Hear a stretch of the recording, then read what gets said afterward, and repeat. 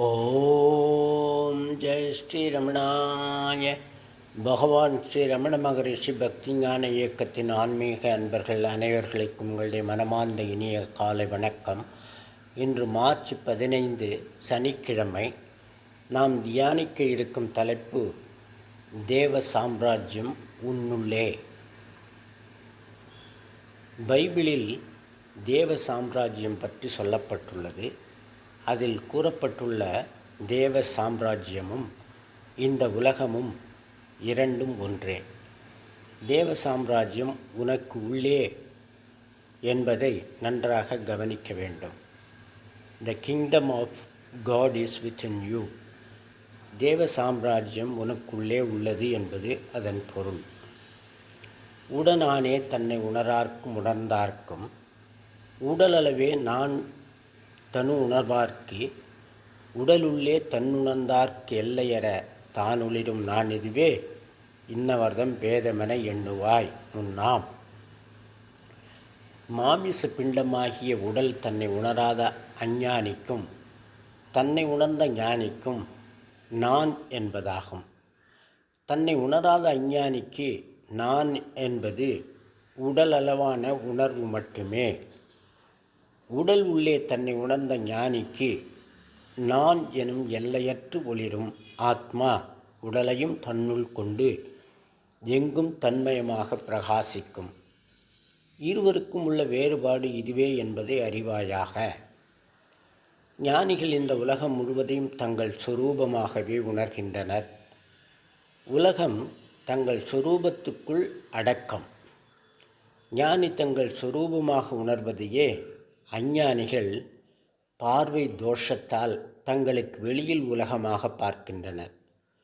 உலகு உண்மையாகும் உணர்வில்லார்க்கும் உள்ளார்க்கும் உலகளவாம் உண்மை உணரார்க்கு உலகினுக்கு ஆதாரமாய் உருவத்தாரும் உணர்ந்தார் உண்மை ஈதாகும் பேதமிவர் கெண்ணுக பேத. இது உள்ளது 40 பாடல். கண்ணால் காணும் உலகம் உண்மை உணராத அஞ்ஞானிக்கும் உண்மை உணர்ந்த ஞானிக்கும் சத்தியமாகும். அஞ்ஞானிக்கு உலகின் உண்மை அவன் தேகாத்ம புத்தியின் அளவே ஆகும். ஆனால் ஞானிக்கோ காணும் அது உதித்து ஒடுங்கும் ஆதாரமாய் விளங்கும் அகண்ட ஆத்மஸ்வரூபமாய் பிரகாசிக்கும். இதுவே ஞானிக்கும் அஞ்ஞானிக்கும் உள்ள வேறுபாடாகும். தங்கள் சொந்த ஆத்மாவை உணராத அஞ்ஞானிகள் துவித பாவமாக உலகத்தை தனக்கு அந்நியமாக பார்க்கின்றனர். தன்னை உணர்ந்த ஞானிகள் ஆத்ம தரிசனம் கண்டு உள்ளத்தில் இறை தரிசனம் கண்ட ஞானிகள் தாங்கள் வெளியில் காணும் உலகையும் தன் சொரூபமாக இறை சொரூபமாக அனன்யமாக பார்க்கின்றனர்.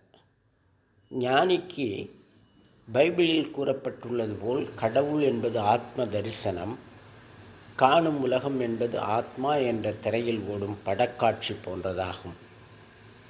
ஞானிக்கு அந்நியமாக யாதும் இல்லை. பகவான் உபதேசிப்பது இந்த பரமார்த்த உண்மையாகும்.